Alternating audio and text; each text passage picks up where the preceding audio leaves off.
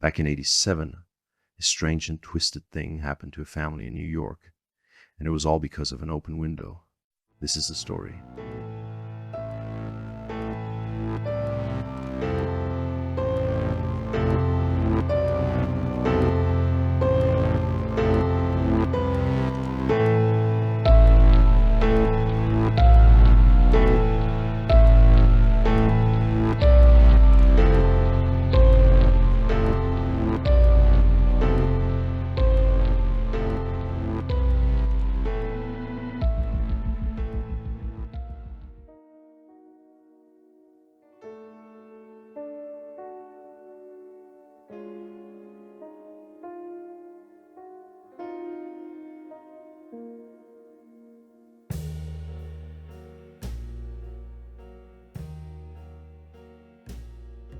Ryan was a quiet 10-year-old boy with an extraordinary talent for drawing.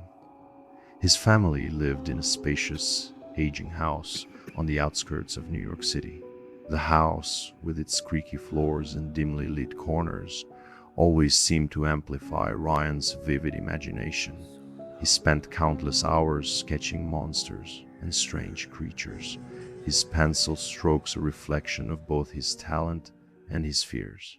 One recurring figure in his drawings was Hank, a gnarled skeletal man with hollow eyes and a crooked grin. Ryan often showed these drawings to his parents, who dismissed them with a smile, attributing his creativity to his active imagination. But Ryan knew better. Monsters were real, he was sure of it, especially the ones that lurked under beds.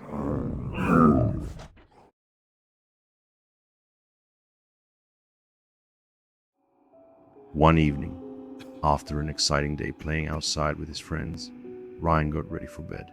His mother had tucked him in, kissed his forehead, and left the bedroom door slightly ajar, as always, so that the faint glow of the hallway light could seep in. Just as he was about to drift off, he noticed something odd. The bedroom window was open, and the curtain fluttered gently in the night breeze.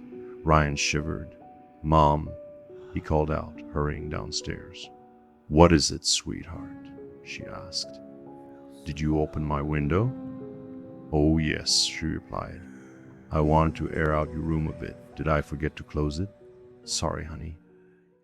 "It's okay," Ryan said. "I'll close it myself." With that, he returned to his room, shut the window, and locked it. Satisfied, he crawled back under the covers and closed his eyes. At first, sleep came easily, but around 9:45 p.m., Ryan stirred. A faint creak emanated from somewhere close. Then he felt it, a subtle shift, like the bed had moved, ever so slightly. His heart raced.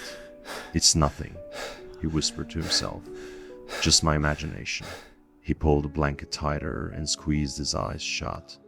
Minutes passed. The creaking stopped.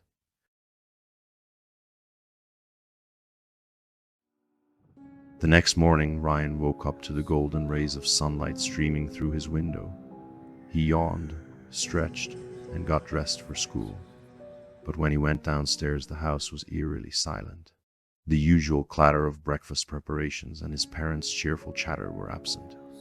The dining table was bare. "Mom? Dad?" Ryan called out. No response. The clock showed it was still early. Maybe they had left for work, he thought. But why hadn't they woken him up? Dismissing his unease, Ryan grabbed his backpack and left for school. When he returned that afternoon, he froze. Parked in front of his house was a sleek, unfamiliar car. Several people stood on the front lawn, chatting. In their midst was a man hammering a "for sale" sign into the ground. "What?" Ryan muttered, approaching cautiously. "What's going on?" One of the strangers turned to him. "Oh, hey there, kid," the man said with a smile. "Looking to buy the house too? What are you talking about?" Ryan stammered. "This is my house." The man's smile faltered. "Oh, sorry, buddy. Must be a mix-up. This house has been empty for weeks. "We're just here for the open house." Ryan's stomach dropped. "Weeks? That couldn't be right." Trembling, he pushed past the crowd and opened the front door.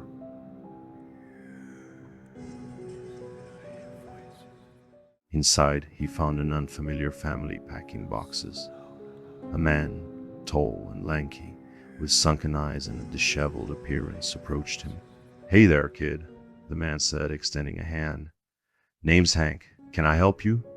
Ryan's heart skipped a beat. Hank. The name of the monster he'd drawn so many times. The resemblance was uncanny. "Where are my parents?" Ryan demanded. Hank's smile widened, his crooked teeth on full display. "Sorry, kid. I don't know what you're talking about. This house is mine now."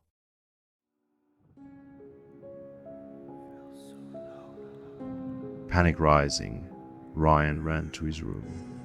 But it wasn't his room anymore. The walls were painted a different color, his drawings were gone, and his bed had been replaced. He dropped to his knees and peered under the bed, hoping to find some sign of familiarity. What he found instead was a tattered piece of paper. It was one of his drawings, a sketch of Hank, the monster. Scribbled across the bottom in shaky handwriting were the words, "I told you they were real."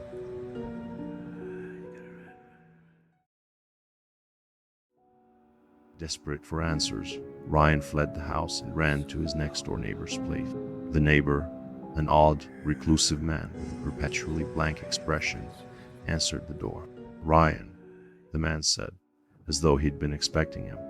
"You've seen him, haven't you?" "Seen who?" Ryan gasped. "Hank," the man whispered. "He comes for those who forget to close their windows." Ryan backed away. "What do you mean?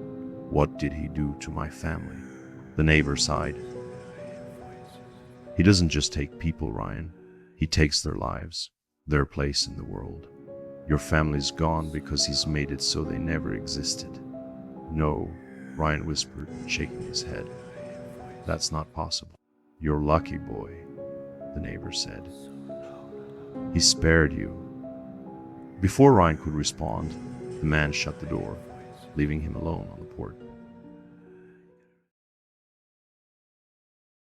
Ryan returned to the house, now a stranger's home. He stood on the lawn, clutching the drawing of Hank, tears streaming down his face.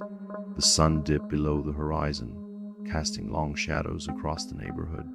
As night fell, he heard it again, the faint creak of movement. But this time, it wasn't under his bed. It was behind him. He turned, and there stood Hank, smiling that crooked smile.